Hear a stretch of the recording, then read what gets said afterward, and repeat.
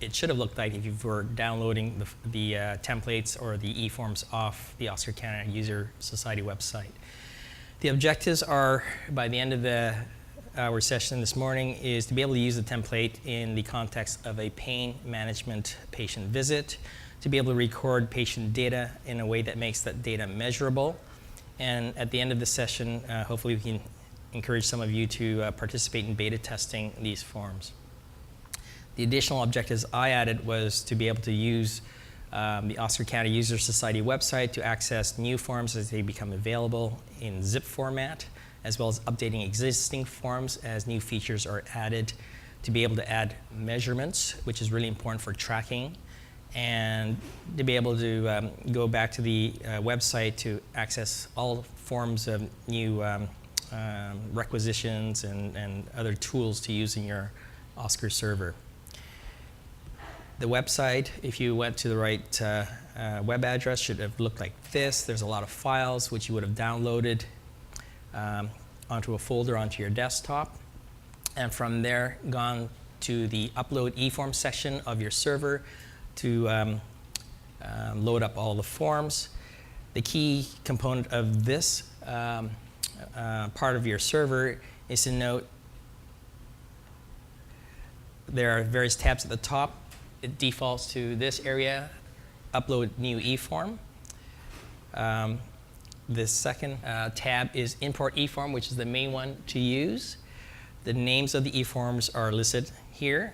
And the last very important piece is way over to the right. If you can't see it, you may have to scroll over, is the edit function. So if you've uploaded, zipped your files in, the instructions are all in that main page on the OCIS site.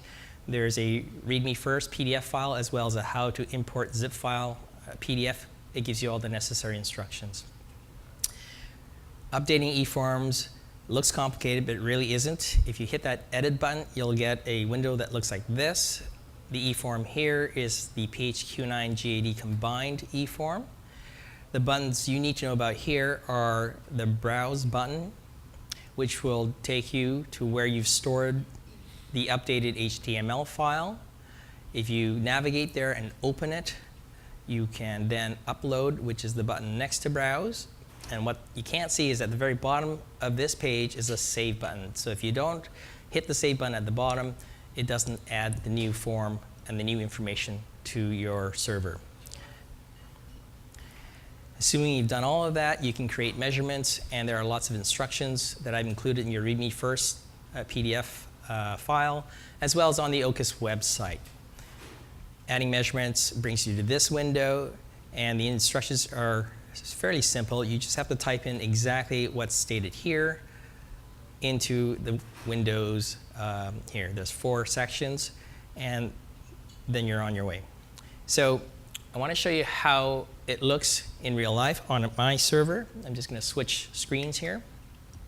So if you've logged into your server, that should look familiar. Your schedule, the patient encounter. I'm going to open up the patient encounter, which is actually, through the magic of television, already pre-opened for me, just to speed things up. This is going to be used in our case presentation in a moment.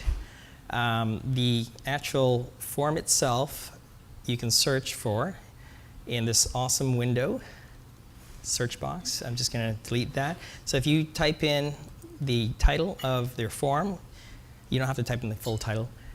You'll see chronic and P for pain and other things that start with chronic. And if you click on that, it'll actually open up your eForm.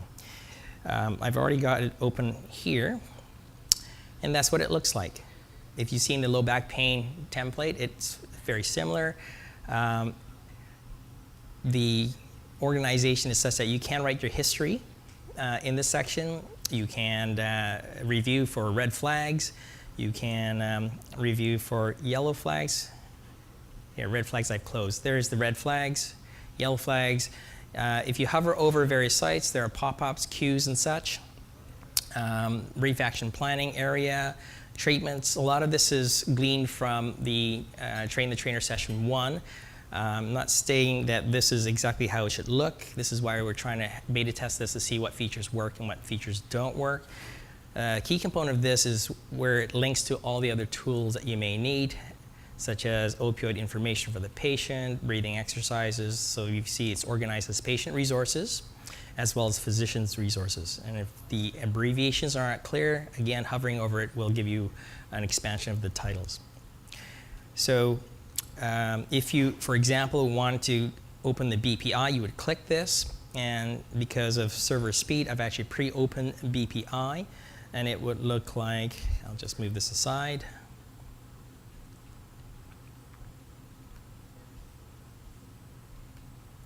Like that. How you use this depends on what you're comfortable doing.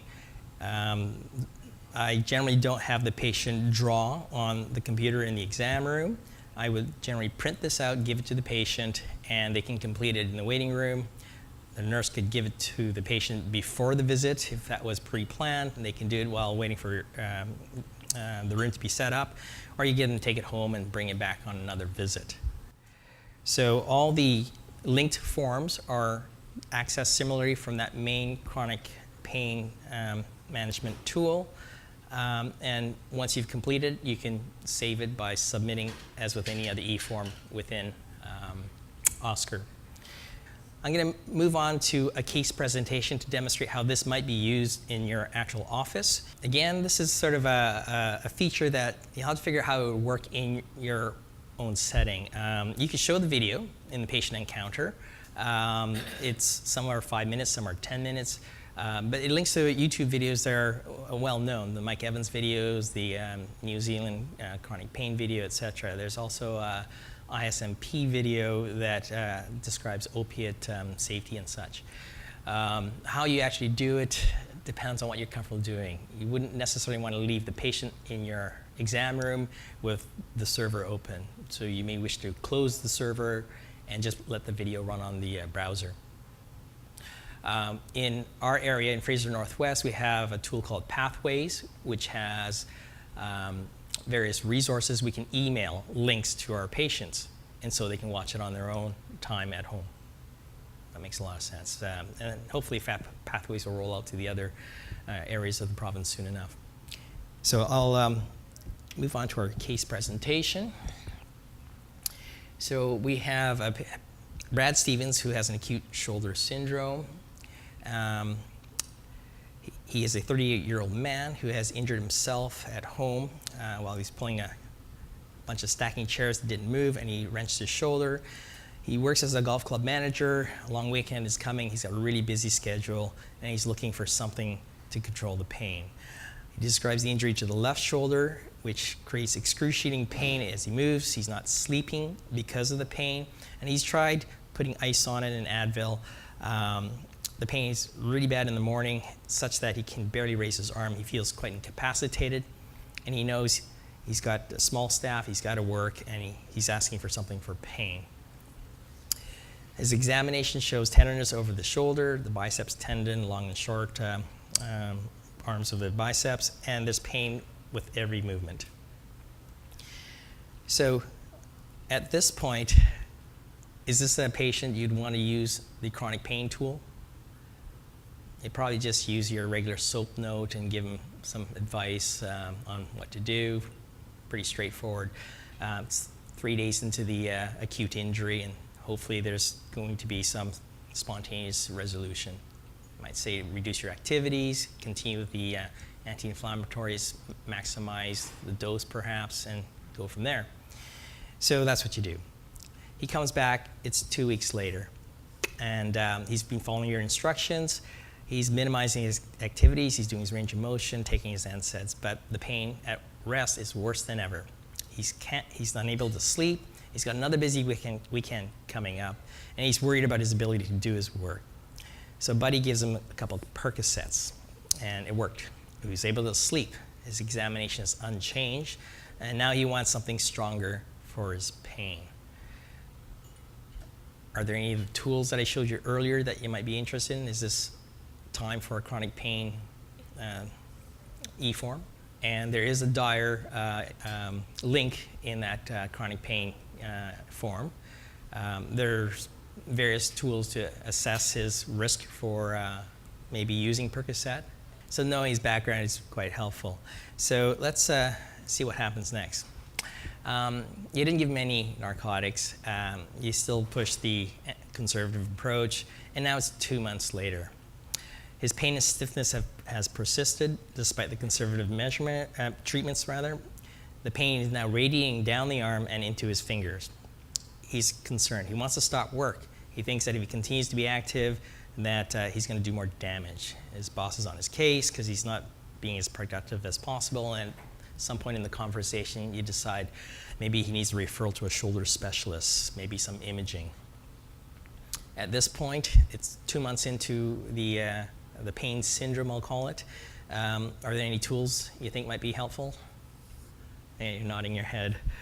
The clue is perhaps think about a brief pain inventory, and maybe we're heading to other more aggressive treatment. All right, so you give him the brief pain inventory, and again, how you administer that can be different. The form is filled in. Hopefully you can see that. He's shaded in, can't get my mouse, where he feels his pain. He's rated the pain scores and the bother score. He may not have added it up, but on your EMR, it will automatically do that.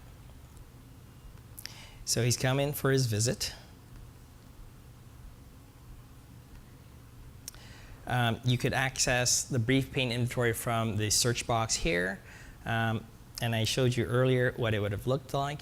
It's just refreshing that window like that. He's drawn it in, and his actual BPI would look like that. So it's July, mid-July. All of that is searchable. You can access them individually, but you can also access it from that main hub.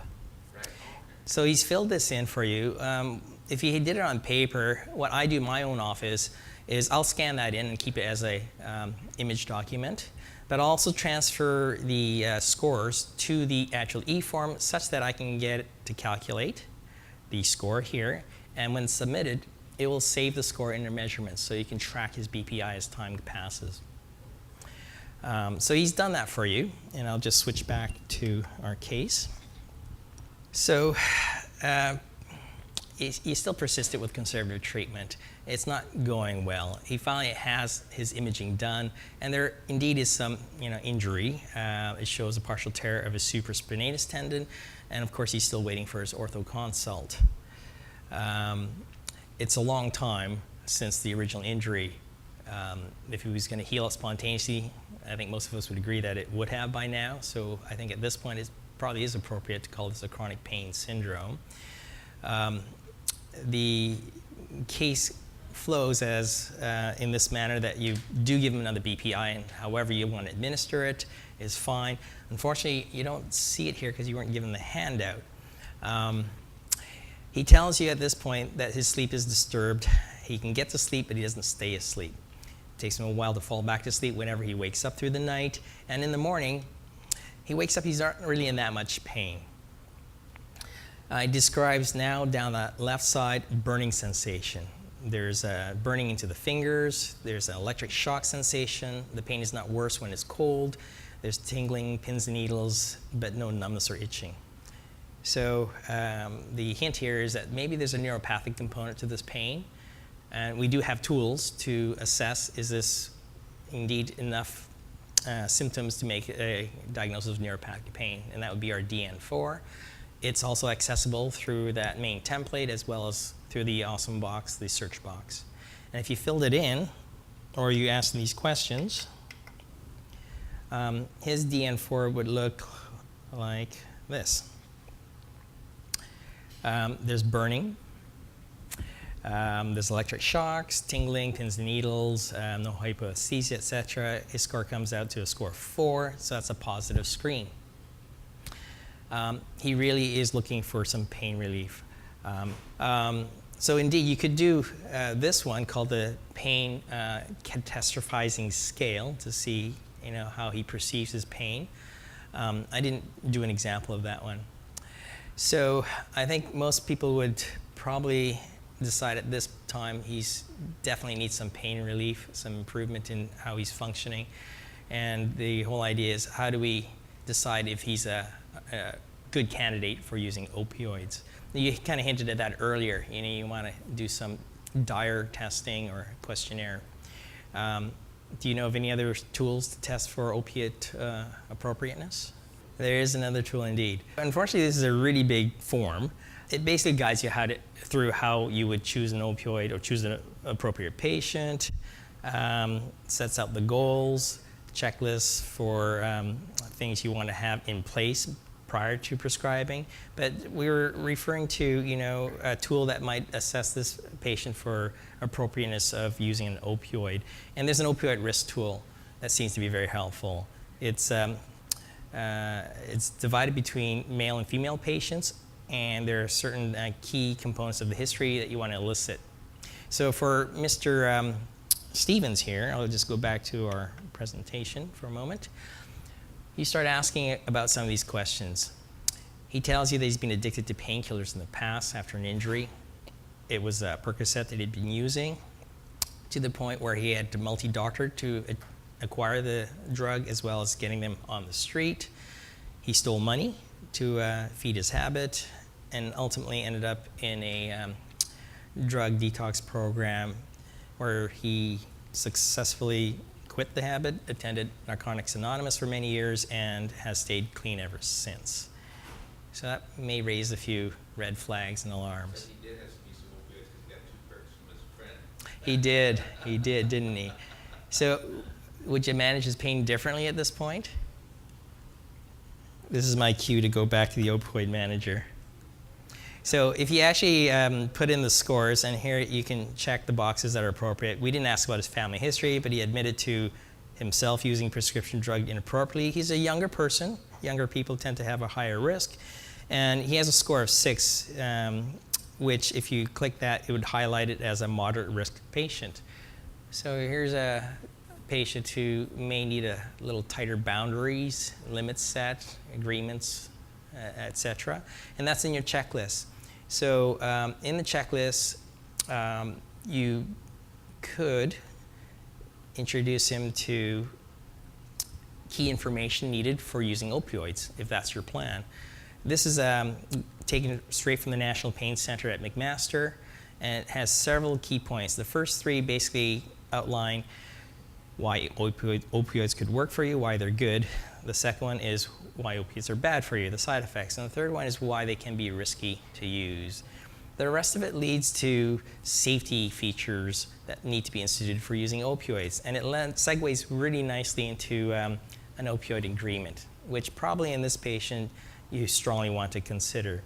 And again, we built in links to that, so a signed treatment agreement may be needed. If you click this, you will get to an opioid agreement e-form that looks like that. And again, this is just, plagiarized from other existing treatment agreements.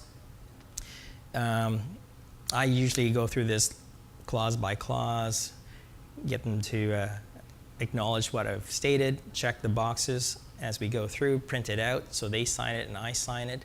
They keep the original and I scan in the paper so that I have a copy electronically and as an image. And if it's ever lost, we know where to find it again. That's recorded, tracked, again, one of those measurability things. The rest of the form is indeed a how-to if you're going to use it, an opioid rather. I've been playing with this e-form a little bit to add additional information, such as why codeine may be good or bad, tramadol, etc. One of the limits of our e-form technology is space, especially if you have a small screen. On a big screen, you can see the whole pop-up, but here you can't, so I actually have to zoom out. And this is a problem with other e-forms too that have screen size limits. So if I close that and go back to the regular size, I'll show you some of the other features here. Which drug to choose, how you could document each encounter for that patient. The calculation of the morphine equivalent daily dose is really important because we are currently advised that a maximum dose of 200 milligrams per day is probably the ceiling, and it may actually be less than that.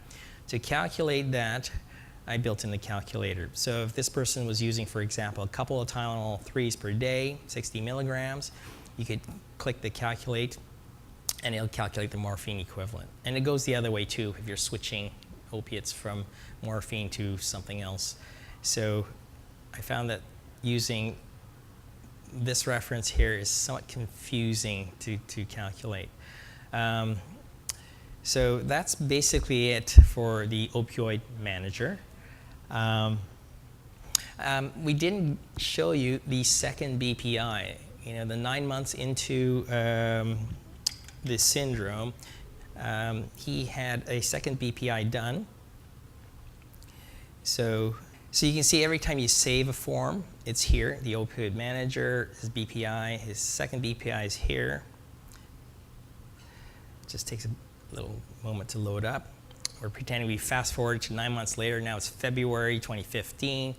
He's drawn in the area of pain. And again, I wouldn't get him to draw it on the computer. He's listed his symptom score. You've transferred it over, and now you see that his score went from previously 39 up to 64. So hopefully whatever opioid you use will have an impact on this score, which you'll track over time. Certainly the task for the MOA would be to provide them with a form if you know that the patient is returning for a chronic pain visit. That makes sense, so they can do the homework beforehand. Her role would most likely be to scan in the paper form. You could trust her to put in the input, and then you can do the scoring calculation for the measurement. But you definitely want to double check that the scoring is correct, and that's really important. You can't mess that up.